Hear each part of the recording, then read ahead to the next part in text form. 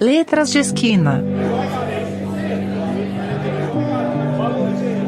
Olá, pessoal. Tudo bem com vocês? Sou a professora Fernanda, professora da Universidade Estadual de Goiás, da UEG, da unidade de Iporá. Estou novamente aqui no podcast Letras de Esquina para compartilhar com vocês uma conversa aqui com os acadêmicos do 6º período de Letras, com quem trabalha a disciplina Literatura de Língua Portuguesa 4. E aí, nesse primeiro momento da nossa disciplina, nós discutimos mais Minha Couto, Moçambique. Então, o tema do nosso podcast é Minha Couto e a Literatura de Língua Portuguesa. Então, sejam bem-vindos, sejam bem-vindas. Por favor, se apresentem, começando com Vinícius. Vinícius. Olá, pessoal. Meu nome é Vinícius e eu também sou aluno do 6º período, da Uniporá.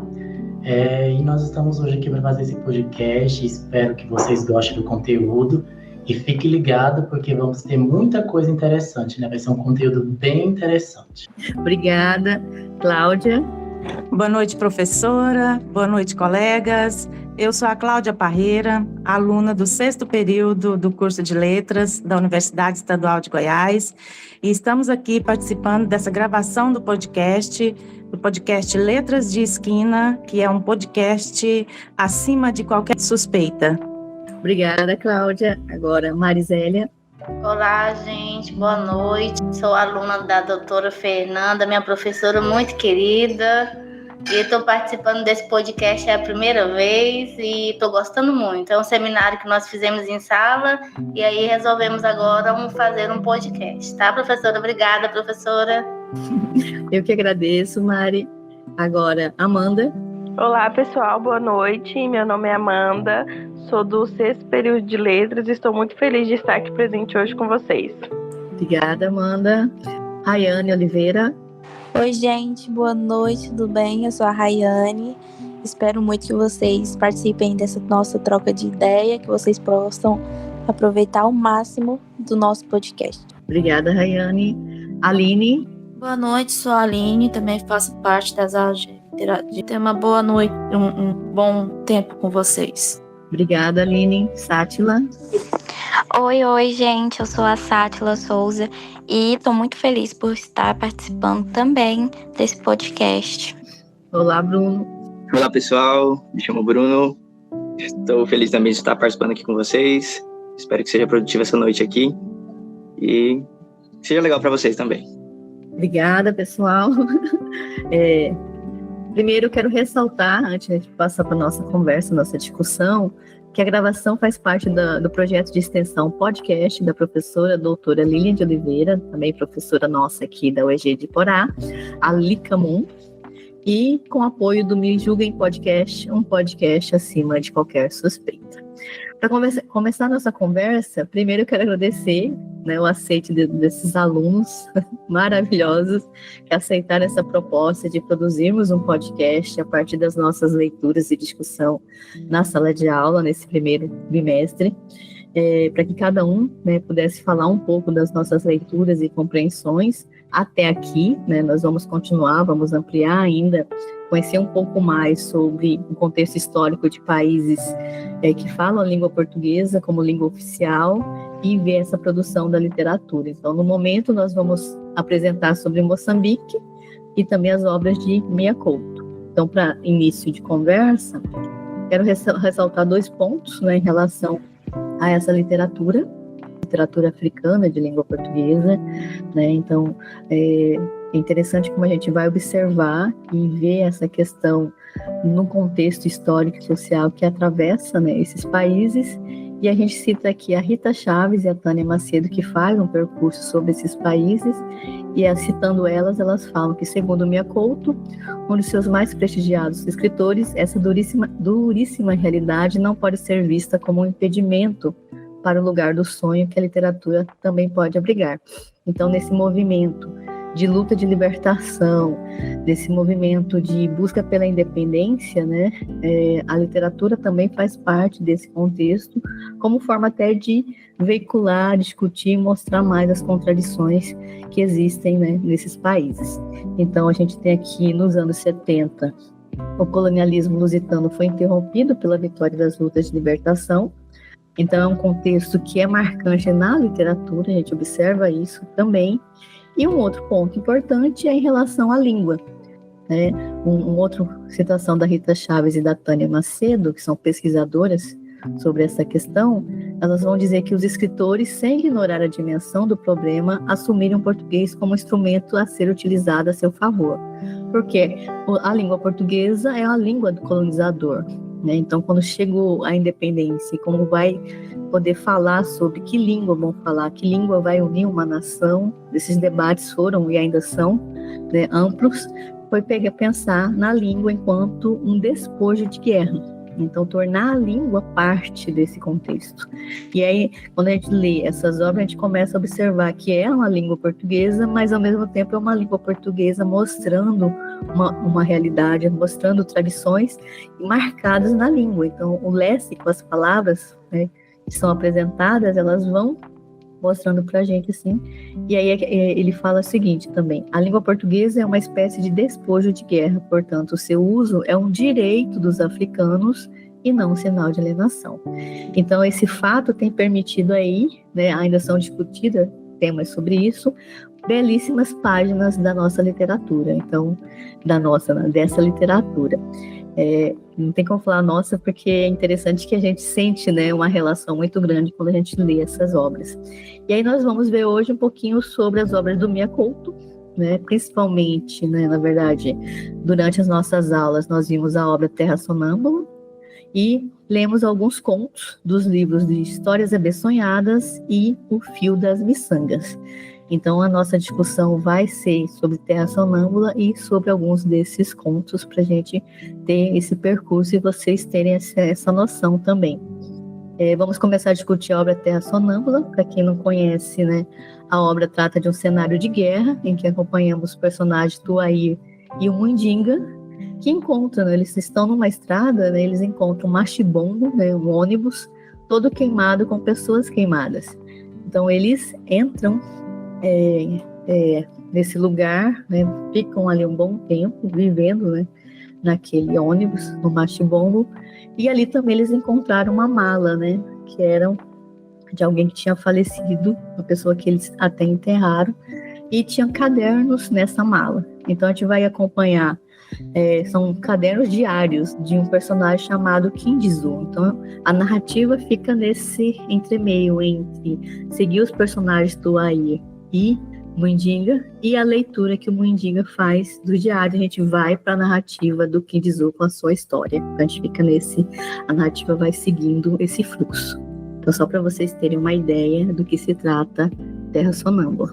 E aí, passando, né, quero saber dos nossos alunos o que eles acharam dessa obra. Vou começar aqui pelo Vinícius. O que te mais chamou a atenção na narrativa de Terra Sonâmbula? Então, professora Fernanda, quando eu iniciei a leitura, né, gente, já avisando que vai vir spoiler por aí, né? Alerta de spoiler. Alerta de spoiler. Alerta de spoiler. Então, se você que não leu, primeiro lê, depois ouvir esse podcast, porque pode sair alguns spoilers sem querer aqui. Então, o que me chamou a atenção no primeiro momento foi como essa realidade de contexto de guerra estava sendo inserido nesse livro. Quando você lê, você sente esse contexto, você sente esse drama, né? E Mia Couto, ele escrevendo, e você consegue, ao ler Mia Couto, você entra na obra literalmente, né? Você vai sentindo a aflição, você vai sentindo aquele pavor, você vai literalmente entrando dentro da obra. Não é uma obra fácil, né? Porque ela traz muito simbolismo, você vai falar assim, meu Deus, e agora? O que está acontecendo? E aí, para onde que está indo? Então você precisa ter um foco, né, uma narrativa que ela faz muito esse simbolismo, né, uma linguagem poética, e ela é uma literatura rica, né? Eu acho uma literatura rica, né, porque você vai aprendendo a cultura deles, porque a cultura daquele povo, a cultura de Moçambique, ela foi inserida dentro do texto propositalmente, né, por Mia Couto. Então ele inseriu essa cultura no texto e você vai conseguindo, com a leitura, ter essa experiência, né, essa experiência do contexto de guerra, porque ele estava vivendo aquela guerra civil, Guerra Civil, né? E você vai percebendo essa dificuldade, esses medos, e no decorrer da história você vai sentindo esse drama. Olha, nossa, é realmente uma obra ampla, né, com muita questão da tradição, muita questão cultural, né, para a gente entender. E você, Cláudia, o que mais chamou a atenção? Então, professora Fernanda, Terra Sonâmbula, né, de Mia Couto, do ano de 1992, que é pós-guerra civil, né, em Moçambique, o que mais me chamou a atenção foi a forma como Mia Couto mescla o realismo das histórias que ele escreve com o pós-guerra, né, que ele usa elementos de fantasia e surrealismo, né, e às vezes até mágico.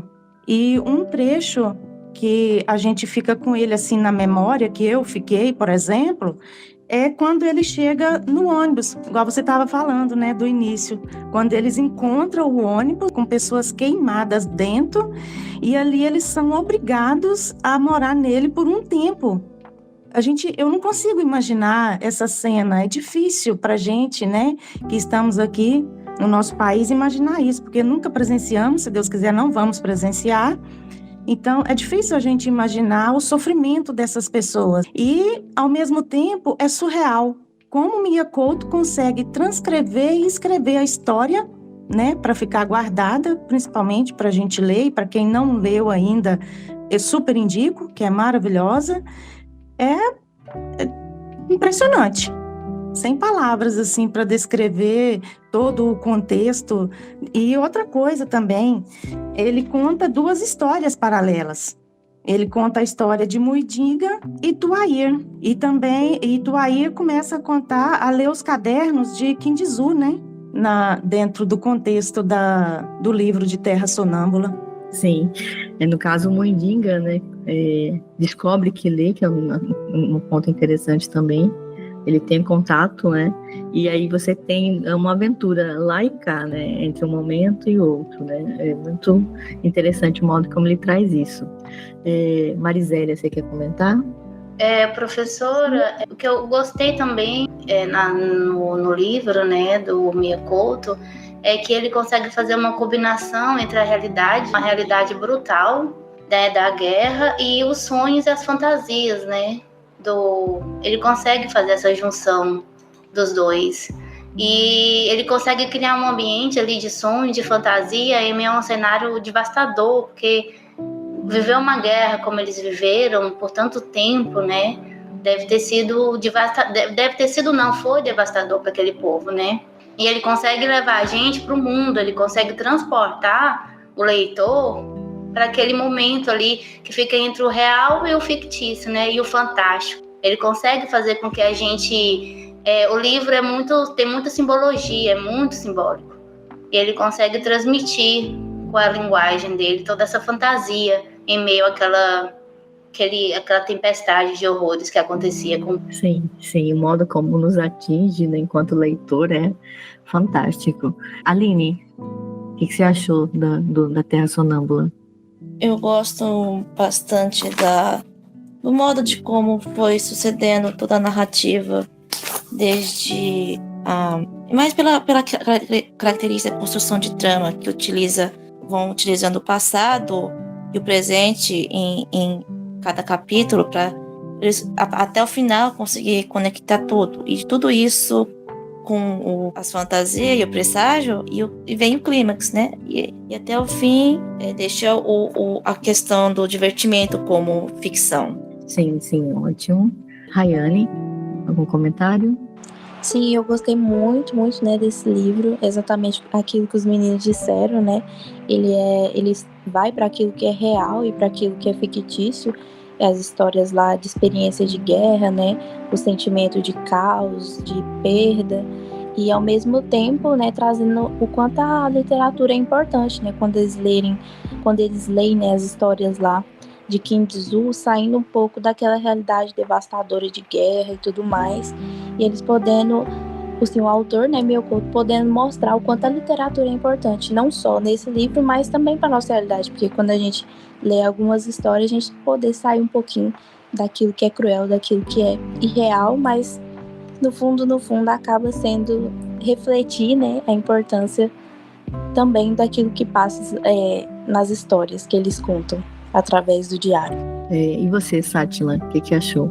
Então, eu achei assim, sobre o livro, a gente pode perceber que, apesar dele ter sido lançado há um tempo atrás, a gente pode também colocar para a nossa realidade de hoje em dia, onde a gente também tem traumas que tiveram, não foi só o físico que ficou abalado, mas o sentimental também. Ok. Bruno? Me chamou muita atenção o fato dos neologismos. Interessante, muito marcante, né? Dá aquela intenção, aquela sensação de que o autor parece que não conseguiu achar palavras, né, que já existentes, né, para descrever aquelas situações, e ele precisou criar algumas palavrinhas assim, né? Também a forma com que ele passa por todas as camadas sociais, né, é muito interessante também, e a riqueza de detalhes. E também me chamava também a atenção na hora de ler, né, os bilhetes, né, os protagonistas lá do início, né, a ansiedade que eles tinham, parecendo para que eles quisessem sair daquela realidade que eles estavam lá, né. Também achei interessante e marcante também quando descrevia os personagens em meio ao caos, né. Parecia que eles estavam assim, parecia que é algo normal para eles, assim, né, eles já estavam acostumados, né, igual esse detalhe de quando eles chegam no machibombo lá, eles vão varrer a cinza lá, os corpos do pessoal, assim, chega para um canto e dorme lá mesmo, né. Então é bem marcante. Sim. Primeira cena já é muito marcante. E para você, Amanda? Quando eu li pela primeira vez, fiquei bem confusa, sabe? Que a história, assim, não fala diretamente que é sobre uma guerra, sobre o que tá acontecendo. Na hora que você vai se aprofundando, que você vê a situação, você fala assim, nossa, mas estava tudo isso aí, eu não estava enxergando, sabe? Aí depois que você vê, a história fica tão mais assim, que eu fiquei, meu Deus. Sim. E tem alguma cena, né, que mais chamou a atenção, mas foi mais, sei lá, ficou na sua mente algum momento específico? Vinícius, teve? Então, professora Fernanda, a primeira cena, né, do primeiro diário lá, ela me chamou muita atenção, porque até então era aquele contexto deles naquela estrada abandonada, né, vivendo dentro de um ônibus com um monte de pessoas mortas, e aí ele começa a ler esse diário. Então, o primeiro momento, quando ele começa a dizer assim, era uma família normal, de um pai que tinha sonhos, né, de um pai que sonhava, e a mãe vivia ali uma vida normal, cotidiana, né? Até o contexto de guerra chegar naquele lugar. Quando o contexto de guerra chega, aí você vai ver uma desestrutura, você vai ver um abalo psicológico, emocional, né? Aquele povo que até então estava normal vivendo a sua vida com o contexto de guerra, quando o contexto de guerra chega naquela realidade, são pessoas que param de sonhar, né? Pessoas que toma atitudes drásticas, né, por causa daquilo. Uma das atitudes que me chamou muita atenção foi que o pai dele lá, do Kim Jong-un, né? Esse mesmo, professora. Ele fala assim, não, vamos colocar o nosso filho no galinheiro, né, que ele vai se transformar em galinha, ele vai agir como galinha, ele vai ter atitude de galinha. Olha para você ver o contexto, né, que está inserido, esse contexto de ter que esconder um dos filhos por causa do contexto de guerra, e aquele menino, ele começa a agir e a se tornar uma galinha. E o livro vai dizer assim que ele já não conseguia mais identificar, não conseguia mais falar a língua normal, ele já cocarejava, né, ele falava a língua das galinhas, ou seja, então era um contexto que estava inserido.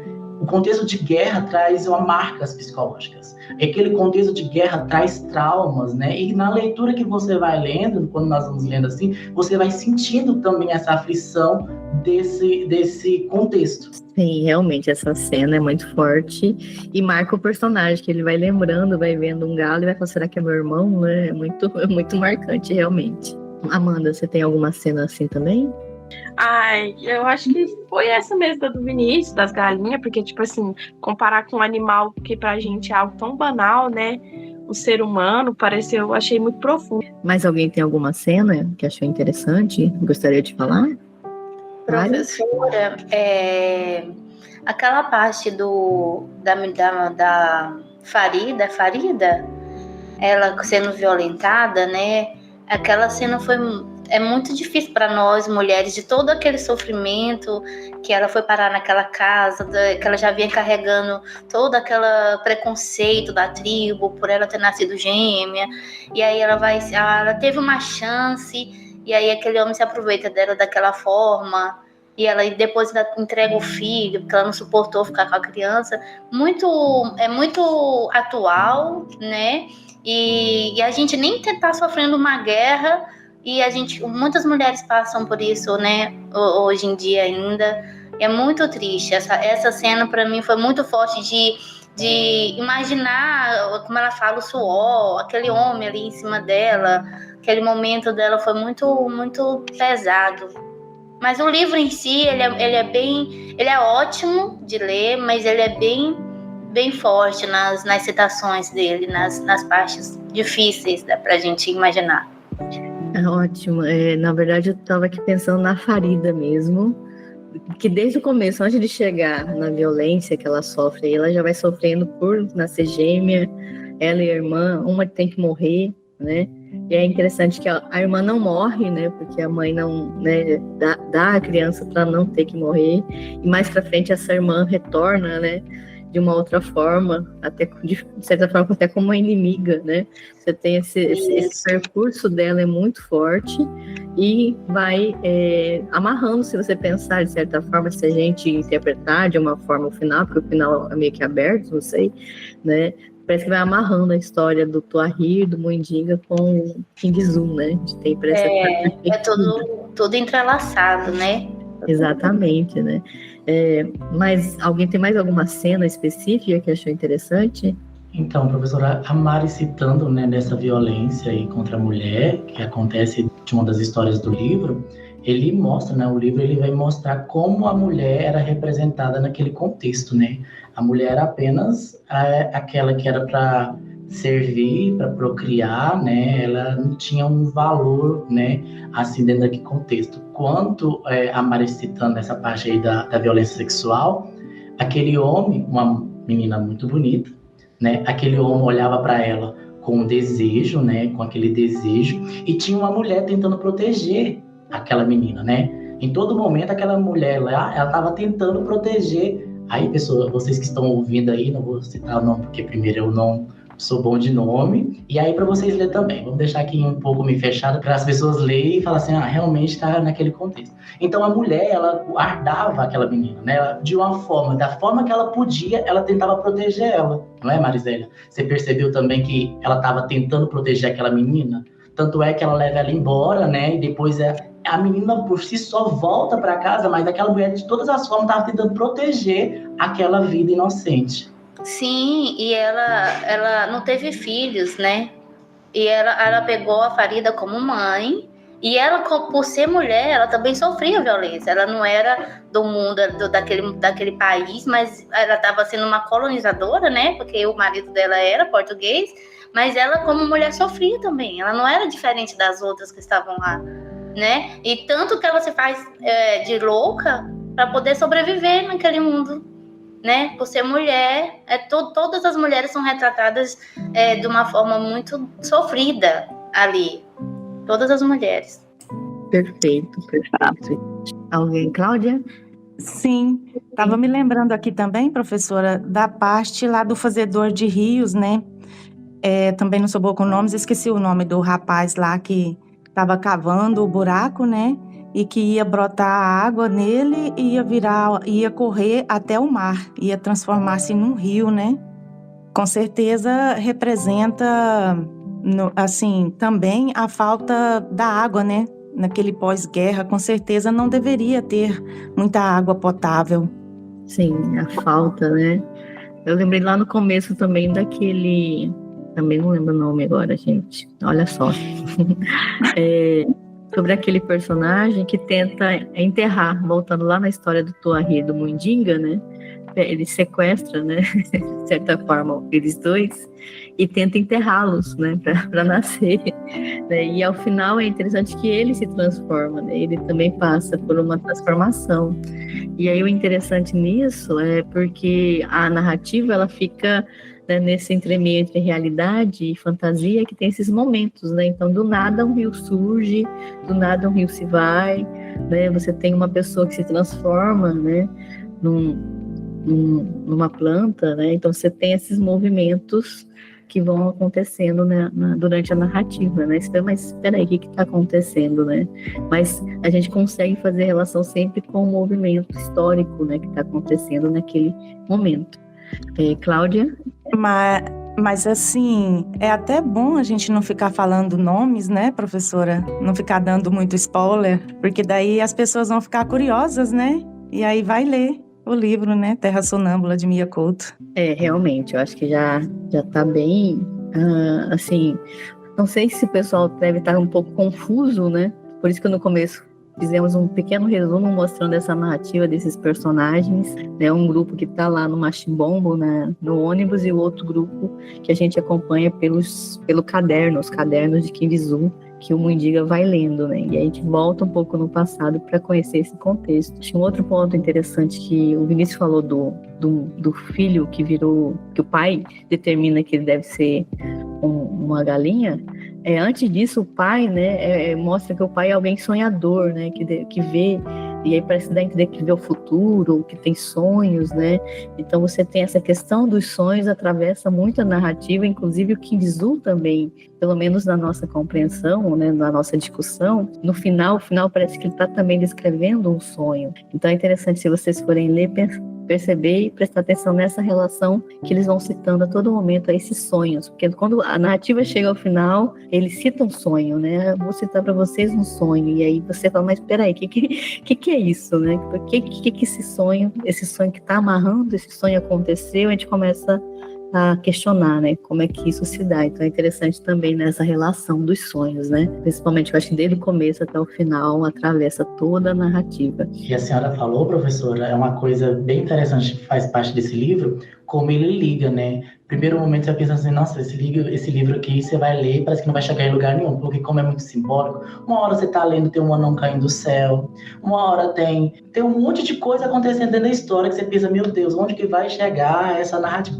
Só porque o livro ele vai se entrelaçando, ele vai se fechando, e o final dessas histórias, desses diários, né, ao ponto que você já não vai saber mais o que é ficção, o que é real, o que já tá... Então você vai na sua cabeça e no próprio livro vai entrelaçando essas histórias. Perfeito, Vinícius, perfeito. Eu acho que falar de Terra Sonâmbula já foi, né, suficiente, pelo menos quem sabe para aguçar, né, o pessoal querer ler, né, essa obra do Mia Couto. Agora eu quero falar sobre os contos, né, alguém quer começar comentando sobre o conto que trabalhou, ou o conto do colega que achou interessante durante os seminários? Amanda. O meu conto, assim, quando eu li primeira, eu fiquei muito sem entender, sabe, o que tava dizendo, porque ele não fala da guerra de forma direta no início, sabe? Não fala que é uma cena de guerra, nem nada, conta a história de um menino. Aí, quando você vai lendo, assim, ao decorrer do conto, que você vê ali o que aquele menino tá contando, você fica assim, gente, é umas coisas tão absurdas, quando ele fala que tava indo, né, por causa que ele não teve referência à bandeira, na presença da bandeira, e alguns soldados viram ele não tendo essa referência de se curvar diante a bandeira nova, né, porque o país que ele mora está passando por uma reforma de guerra, né, e te troca a bandeira dele para que tem lá. Eles começam a bater nesse menino até matar ele, e eu fico assim, meu Deus, mas é uma criança, né, ninguém entende, ele não tá entendendo a real situação que tá acontecendo. E no conto também fala, assim, que a bandeira estava no mastro feito de uma palmeira, porque a bandeira estava colocada numa palmeira e, tipo assim, eles batem no menino ali na frente da bandeira, diante da palmeira. Aí, quando a gente comentou na sala, você até citou sobre que, tipo assim, no final, quando eles batem no menino até matar, a palmeira vai e se cai sobre um soldado, né, que tava batendo e mata o soldado também. E, tipo assim, a palmeira foi o ápice da história, porque a gente no início não entende, porque o menino cita sobre a palmeira, que as palmeiras lembram coisas alegres para ele. E, tipo assim, eles usam a palmeira pra pôr uma coisa de guerra. Aí, quando a palmeira cai e mata ele, ela, tipo assim, silencia tudo, né? Tipo, acabou com a vida daquela criança, cheia de sonhos, matou o soldado que tava ali acabando com os sonhos daquelas crianças. Sei que achei muito, muito profundo, muito triste a história. Sim, é o poente da bandeira, né? É muito... Isso, o meu poente da bandeira. É do livro Histórias Abessonhadas. Gente, é muito emocionante, triste e reflexiva, né? Pra gente pensar nessas relações, né? Exatamente. É uma criança andando, mas você já vai vendo o soldado chamando atenção, ou seja, é a forma que o Miyakoto mostra pra gente a guerra ali, como é que ela tá situada, que momento que tá acontecendo, né? Como que aquilo implica na vida de uma criança que tá apenas passando, né? Então, isso que é interessante, como que a gente vai observando isso, gente. É uma história muito bonita, mas sim, muito triste também. Cláudia, você quer falar do seu? Então, o meu conto chama-se A Guerra dos Palhaços, de Miyakoto. É uma situação bem cômica, né? Porque narra-se a guerra dos dois palhaços, mas são dois palhaços que se encontram, né? Que chegam e se encontram numa via pública de uma cidade. E ali eles começam a discutir, começam a se empurrar uns aos outros. E o pessoal que passa, olha, alguns com certeza devem achar engraçado, as crianças principalmente, né, porque não entendem o conteúdo. Outros perguntam o que está acontecendo, aí alguns respondem, é uma ninharice, né, ou seja, não é nada. Mas na verdade, eles estavam criando um campo de batalha. Só os dois. E aí o pessoal passava, né? E alguns deixavam moedas. As crianças pediam para os pais moedas para deixar para eles, né? E eles continuaram nessa guerra, nesse conflito, né? E esse conflito durou quase 20 dias. Eles brigando, né? Num determinado momento da briga deles, eles conseguiram acertar uma pessoa que estava passando e, infelizmente, ele caiu morto, né, literalmente. E mesmo assim eles foram até o final. E quando chegou no final, ouviram-se tiros, né? Ou seja, os moradores da cidade já tinham entrado em conflito entre eles, né? Com certeza um defendia que era questão dos palhaços e o outro não concordava, porque já estava ficando um pouco agressivo demais, né? E aí eles começaram a se matar, até chegar ao ponto que não sobrou ninguém na cidade. E os dois palhaços tirou a roupa, né? Trocou de roupa, pegou as moedinhas e foram embora em busca de outra cidade. E analisando a obra, ela remete muito aos temas da atualidade, né? Principalmente na parte da política, né? Infelizmente, sou obrigada a dizer essa palavra, porque tem muitos que se chegam, né? Se passam por bonzinhos, prometem mundos e fundos, até o que não podem cumprir, e depois o que acontece é isso. Destruição total, e não tem o que se possa fazer depois que está feito. Mas antes disso, a gente pode fazer sim, prestar bastante atenção, ver o histórico, o perfil de quem a gente quer que nos representa. Nossa, outro conto também bem atual, né? Não tem como a gente não fazer relação com o nosso contexto também. Vinícius, você levantou a mão? Então, professora Fernanda, eu tinha levantado a mão para finalizar a parte da Terra Sonâmbula, né? Terra Sonâmbula, de Miyakoto, só para dizer para os nossos ouvintes que às vezes ele vai ver o filme, né? Que tem um filme também, mas não é a mesma coisa. É melhor você ler, que você vai ver quão profundo é a obra de Miyakoto, né? E aí tem uma cena lá que me chamou muita atenção e eu não poderia sair sem falar ela, porque quando Kitsu, ele vai citar que ele tem mais ou menos 14 anos, por aí, quando ele encontra umas senhoras ali, né, e as mulheres vão para cima dele, gente, é icônico. Você tem que ler para você ver como é que é a cena daquelas mulheres. Eu falei, meu Deus do céu, não acredito que esse livro tá contando umas coisas que eu nem imaginava, né? E o final do livro, como vai fazer o desfeche, né? Como como nós já tínhamos falado, o amarrar dessa história toda, né? Lá, como faz o fechamento. E isso que me chamou muita atenção, só para resumir aquela parte. E aí também eu li outro conto, né, de histórias abençoadas lá, outro livro de Mia Couto, e eu fiquei com o conto de João Antônio, no entanto. Aqui eu vou fazer só um resumo por cima, para que você tenha interesse também de fazer a leitura desse conto. Ao primeiro momento, quando você vê o livro, né, que é várias histórias juntas, duas cadeirinhas no pôr do sol ali, parecendo que é uma conversa de fim de tarde, né? Não tem as pessoas, mas tem essa paisagem, porque o conto, ele simplesmente é isso, ele fala conosco, né? Ele traz esse diálogo simples, essa forma de entendimento simples. E o meu conto do então, João Antônio, no entanto, é um homem, parece que é muito macho, né? Por isso que já é João com Antônio, né? Faz esse macho forte. E ele começa a falar com o seu leitor, que é alguém que ele tá citando, mano, né? Ele não traz o nome, mas ele fala assim, mano, eu tenho algo para te contar. E é algo que eu não sei se eu devo contar. É algo assim que eu tenho que contar, mas parece que eu não quero contar. Esse homem, ele se apaixona por uma mulher muito bonita, Maria Zeitor. E essa mulher, ele tem uma expectativa com essa mulher, né? E qual que é a expectativa de todo homem que se diz muito macho, né? Que tem uma mulher boa, né? No ato sexual, uma mulher fogosa, né? E ele vai dizer que ele não foi realizado nesse sentido. Que a mulher dele era muito fria como uma geladeira, né? Vivia aquela coisinha normal e ele não estava querendo aquilo. Aí ele fala assim, gente, eu já sei, tenho uma ideia que eu vou fazer. Vou mandar ela para uma aula, né?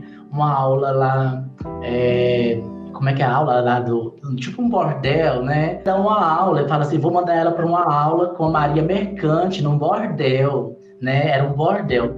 E aí ela ia vir transformada, fogosa, né? E a mulher falou assim, pode pagar, que eu vou fazer essa mulher voltar aqui, profissional. E aí quando ela volta, para decepção dele, ela volta com um jeito de homem, com fala de homem, com pegada de homem.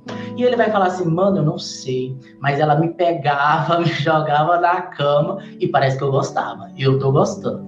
E ele vai fazendo todo esse desenvolvimento nessa história, né? E aí ele começa a dizer assim, até então, meu nome é João Antônio, mas não sei se continuará. E ele traz então esse contexto de uma mulher que ela é submissa, foi ensinada que deve agradar o homem, né, o marido, e ele queria transformar essa mulher. E essa mulher, ela volta diferente, ela volta com um jeito que ele não esperava, mas que ele gostou, um jeito, sim, diferente. E aí é isso. Eu te recomendo bastante ler esse conto. Você vai gostar bastante desse conto. Quem quer falar agora? Eu quero fazer uma complementação, professora.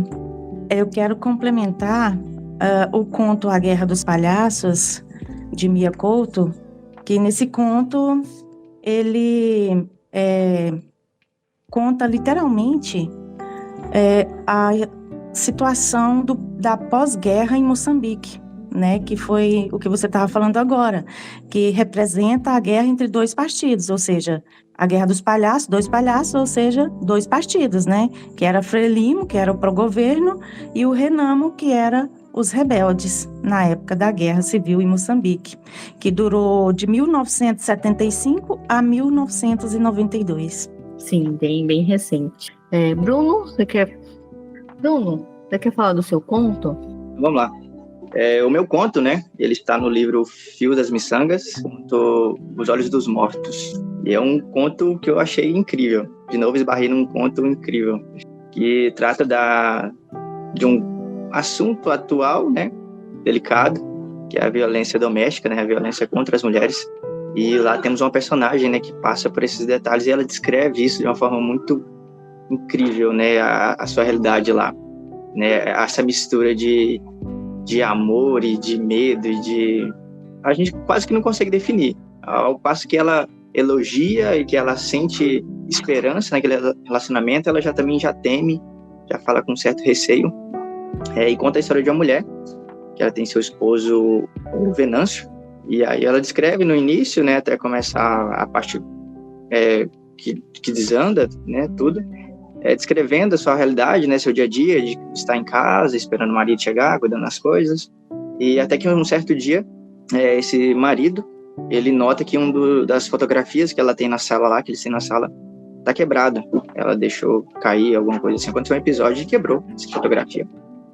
Nesse momento também fica forte a forma com que ela se descreve também a figura da mulher em alguns relacionamentos, né? Uma figura, o homem sentado à frente, né? Todo moço, e ela atrás, uma figura esquecida, apagada, né? Na fotografia. E isso é marcante. Uma coisa também que eu achei interessante, o detalhe, foi que o autor não colocou, acho que ele não nomeou ela, porque eu acho que ele quis deixar com que ela fosse esse consciente coletivo, assim, essa questão, né, acho que ele não quis nomear, eu acho que foi proposital esse detalhe, arrisco a dizer isso, né, que foi proposital, porque acho que ele quis descrever a figura dessa mulher, sem nome, assim, mas pontuou o nome do homem, né, mas a mulher ele quis dizer que era algo comum, assim, né, como se ele também pudesse chamar ela de Maria. Mas, enfim, voltando, né, ao contexto, e aí acontece esse ato de violência que não é descrito antes, mas a gente, pelo tom, pela forma que ela descreve o relacionamento e o marido, a gente dá para entender que não é a primeira vez, assim, né, que ela já o temia.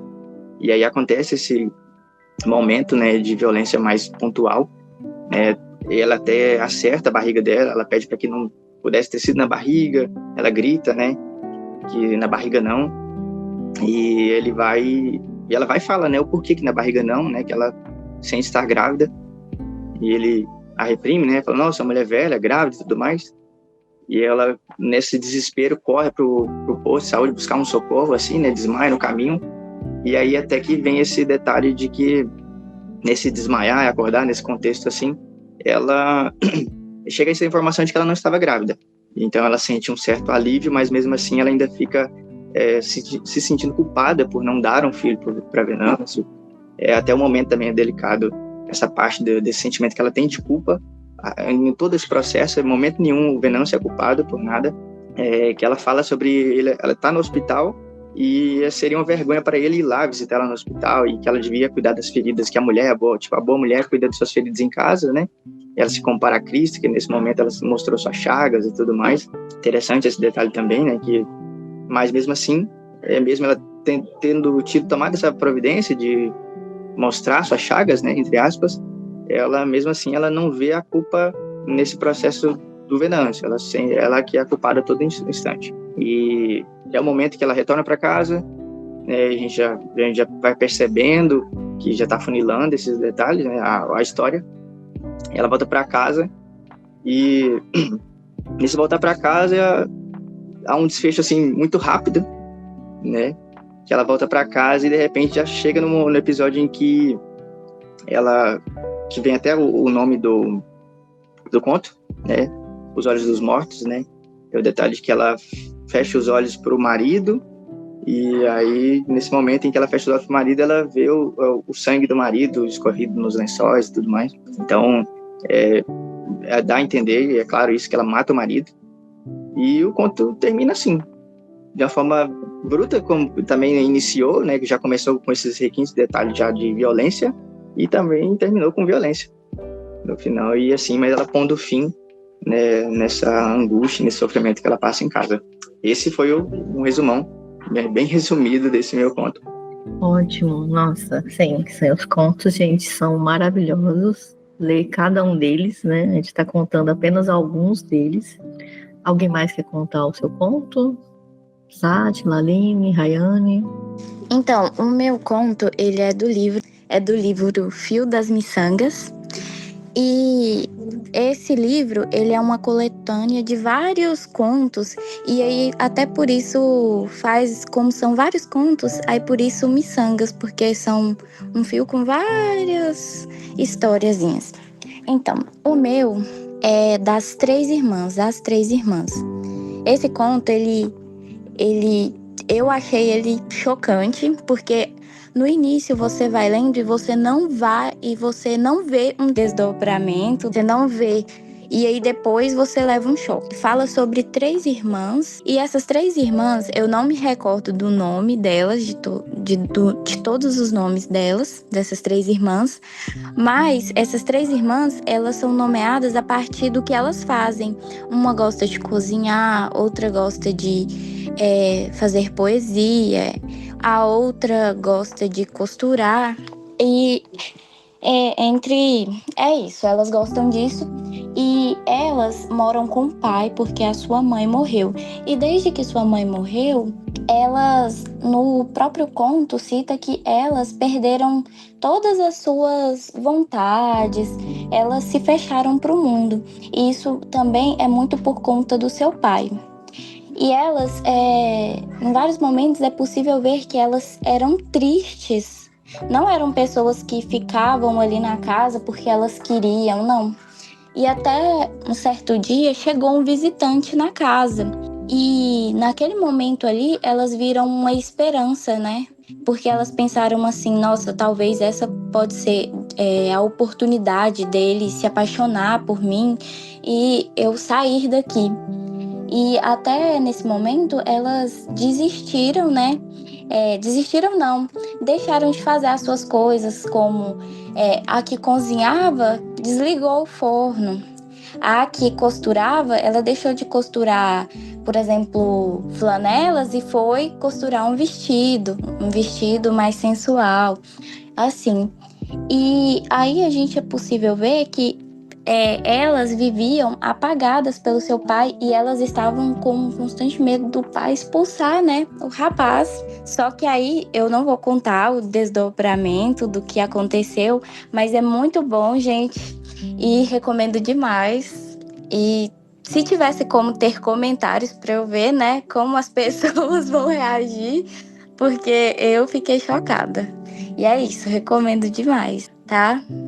E, assim, esse conto do Mia Couto, a gente pode refletir sobre às vezes, como eu posso falar, às vezes a gente se fecha por causa da nossa família ou por causa do luto, né? Ele traz, assim, nos seus contos, muito da nossa realidade. Eu acho, assim, isso incrível, como ele sabe trabalhar isso de uma forma tão simples, só que ao mesmo tempo tão fantástica, né? Obrigada, Sátila. Mais alguém? Rayane. Um conto muito interessante de Mia Couto, do Fio das Miçangas, é o conto Inundação, que é um continho bem simples a narrativa dele, né? Que é apenas uma história de uma família que perde a sua casa para uma inundação. Mas o interessante, né, desse conto é como o Mia Couto ele transforma, né, um textinho, né, fictício para aquilo que é tão real, né? No caso ali daquela inundação, ele traz como se fosse uma metáfora, né, de que aquilo não é apenas água, mas aquilo é sentimento, né? É uma memória, né? Então, ao longo desse conto, é muito evidente que essa inundação representa as perdas das famílias que enfrentam, né, durante a guerra. E o interessante é como ele traz esse continho fictício para aquilo que é real, que as pessoas devem reconstruir, né, sua identidade depois de um caso tão emocional. Então, mostra a devastação causada pela guerra, mas da perda daquilo que não é material, não é a casa em si, né, que é inundada, mas é o sentimento, é a memória, né, e como as pessoas têm que se reerguer pós-tragédia. Então, o conto Inundação, ele é um continho bem simples de se ler, mas é um conto que traz tanto daquilo que é fictício para aquilo que é tão sentimento. Ótimo. É muito simbólico, né? Mais alguém? Conto carregado é um conto bem curtinho, 3 minutos dá para ler, que é os Fios das Miçangas. E é um conto basicamente sobre não é exatamente o protagonista, mas ele é o personagem mais característico. E ele era um ex-mulherengo, simplesmente está na praça, deprimido, tá lá quieto, e começa um diálogo entre o protagonista, um jovem, sem falar o nome, e conta como que é a vida do mulherengo, que ele é casado, mas que fazia amor com muitas mulheres e até a mãe. Isso descobre depois que a mãe morreu. E assim o mulherengo parou de as mulheres. Sim, vem a esposa dele e o vem pegar. Basicamente esse é o contexto geral do conto, mas provavelmente tem muito mais simbolismo diante das características, né?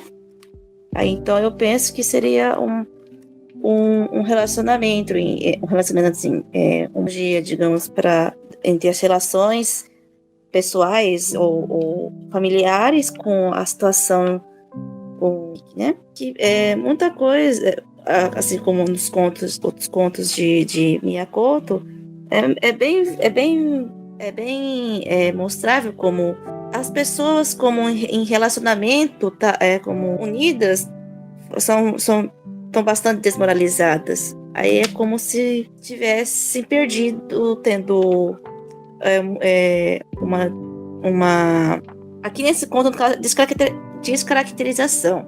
Mas, por exemplo, em outros eu acho que talvez provável que esteja para falar sobre a crueldade como efeito da guerra e pessoas, ou ao contrário. Isso. Esse é o Fio e as Miçangas, gente. Também bem interessante a leitura. Eu acho também muito simbólico. Todos os contos, né, na verdade.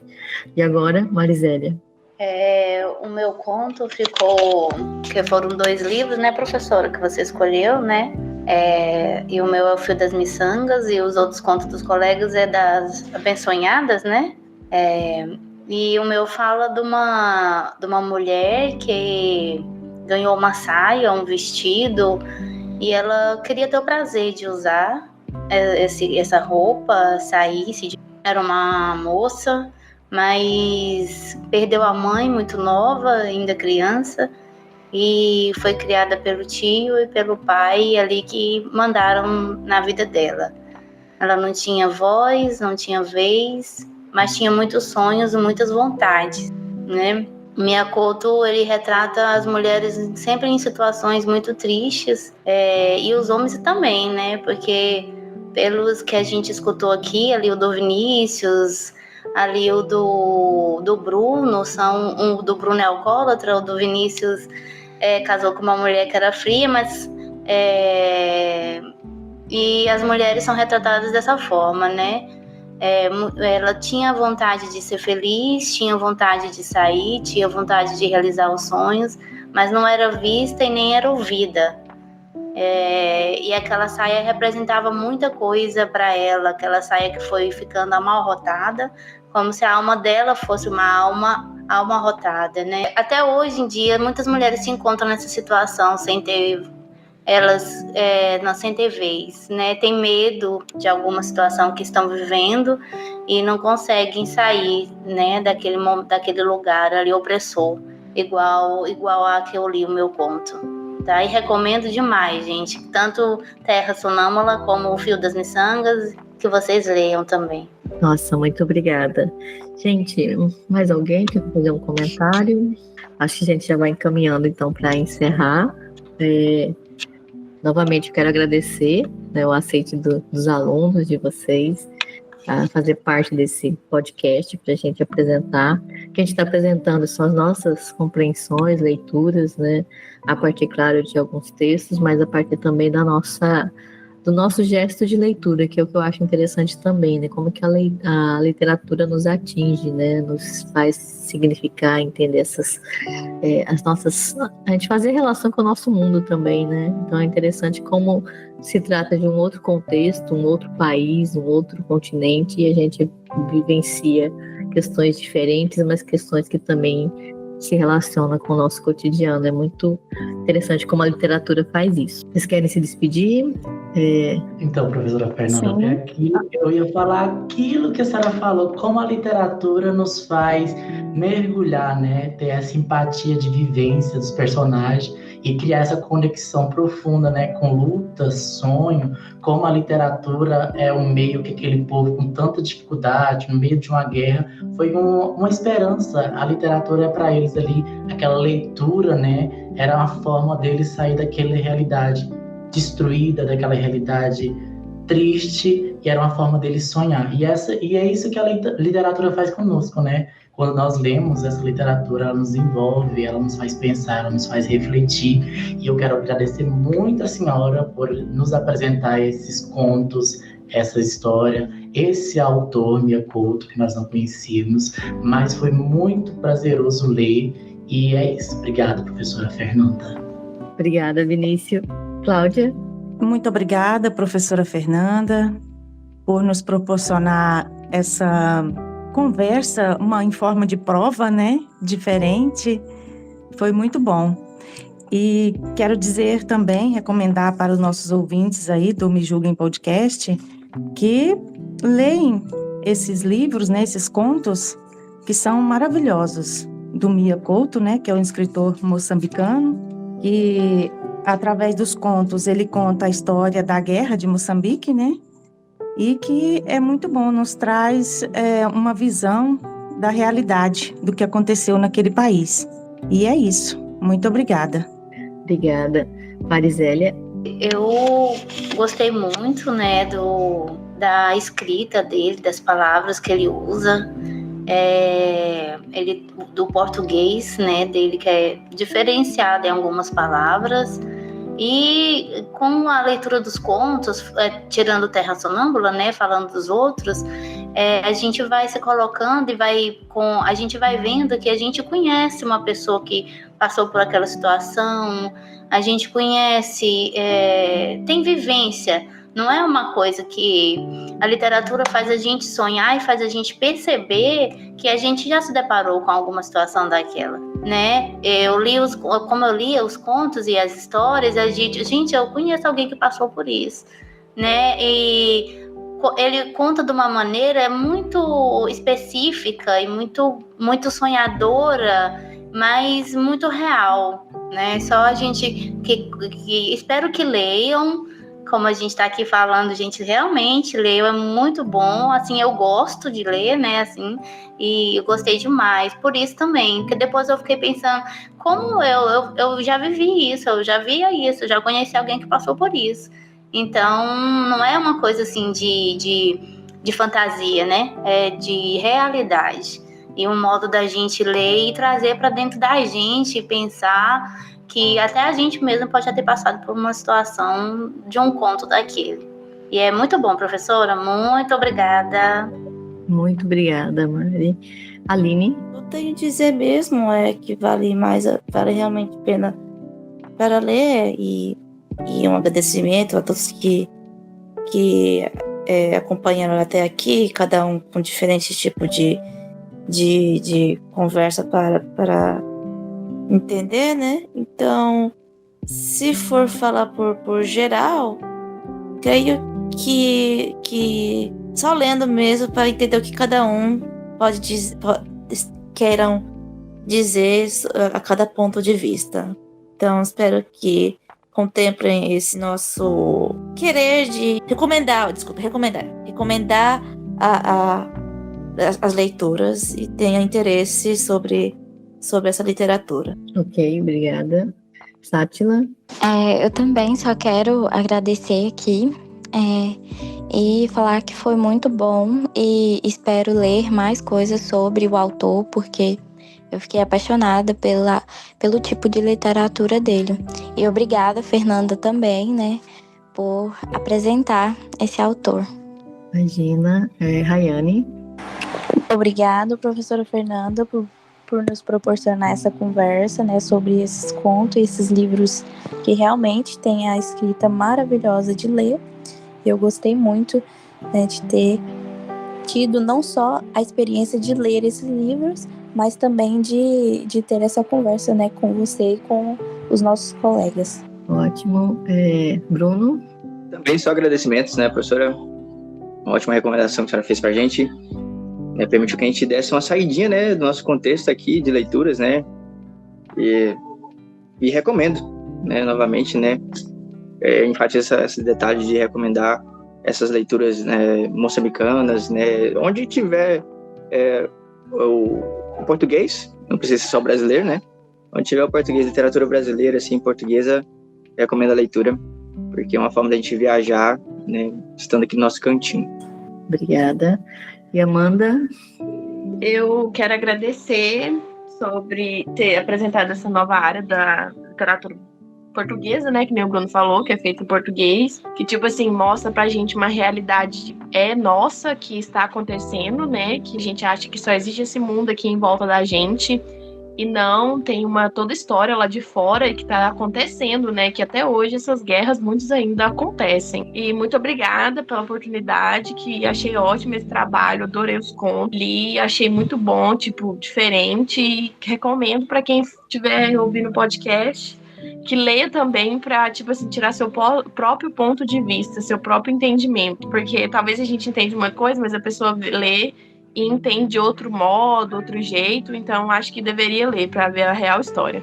Pessoal, então estamos encerrando este podcast em que nós falamos mais do Mea Couto, das obras que nós lemos durante esse primeiro momento na disciplina de literatura de língua portuguesa. Então fica a dica para vocês acompanharem, lerem. Não precisa nem começar a ler pelo romance, você tem os contos, né? Pega um conto dele, lê, que vocês vão perceber tudo isso que nós falamos e mais sobre o Mea Couto e as produções dele. Tá? Então fica aí a dica para vocês e encerramos aqui o nosso podcast Letras de Esquina. Até a próxima. Este programa é uma edição de Brightside Edições.